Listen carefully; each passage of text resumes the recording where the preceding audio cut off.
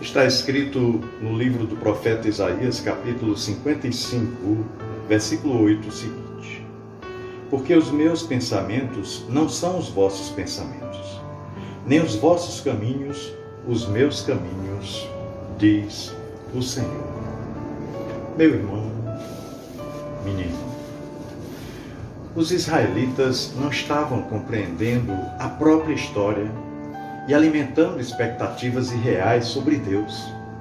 Eles precisavam de mudanças. Eles precisavam entender que não eram capazes para compreender os caminhos de Deus. Eles precisavam entender que nada entendiam de Deus. Precisariam crer, depender e renderem-se a Deus. Pois é, nós também precisamos levar mais a sério essa mensagem, porque já elaboramos demais as afirmações bíblicas e já escrevemos teologia demais. Aliás, é um universo, de informação acerca das coisas de Deus. Nós já organizamos demais nossas igrejas e já definimos demais as doutrinas que nos guiam. Por que nos acomodamos demais à nossa própria história, experiências, ritos, liturgias, regras, normas e costumes? Pois é, nós agimos como se já soubéssemos tudo o que precisaríamos a saber acerca de Deus. E nos fizemos cegos para evidências claras de que há algo errado entre nós. Ainda fracassamos na capacidade de amar, fracassamos na capacidade de servir as pessoas. Somos bons para servir a instituição religiosa de nossa predileção, desde que ela corresponda às nossas expectativas. Pois é, nós não sabemos discordar sem ferir. Temos medo de abraçar pecadores como se não fôssemos pecadores também. Nós temos medo de que algo corrompa a nossa fé, como se o evangelho que nos alcançou um dia fosse vulnerável às coisas deste mundo, deste século. Nós acreditamos que somos os guardiões da pureza e da vida e muitas vezes queremos combater, aniquilar, se possível, os impuros. Melhor faríamos se declarássemos como o apóstolo Paulo um dia fez, quando disse em 1 Timóteo 1, versículo 5, somos os mais pecadores. Ou como Isaías em 64, 6, quando disse, quando mostramos os nossos atos de justiça, não passam de trapos de imundície.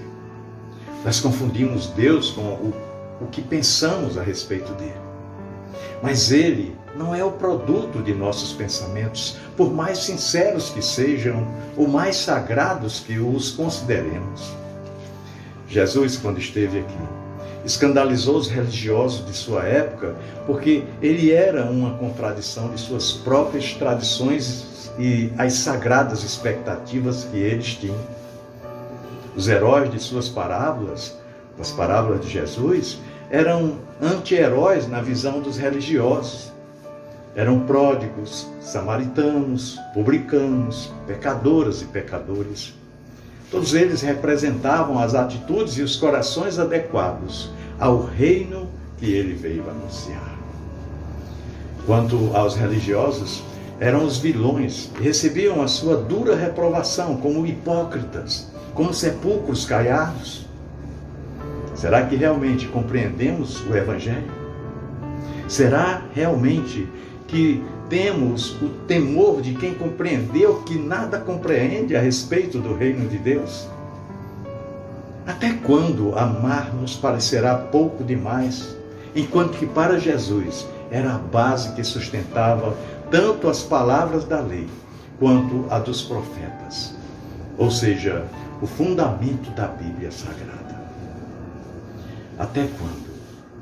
Até quando pretenderemos ser a congregação dos santos em lugar de nos reconhecer como a comunidade dos perdoados? Nós precisamos mudar de visão. São estes que conhecerão a santidade, quanto aqueles permanecerão em seus pecados. Nós precisamos estarmos convictos de que os pensamentos e os caminhos de Deus não são os nossos pensamentos, não são os nossos caminhos. Não eram antes de nos tornarmos cristãos e continuam não sendo depois que nos tornamos. Na verdade, nós precisamos da intervenção do Espírito Santo para sermos guiados.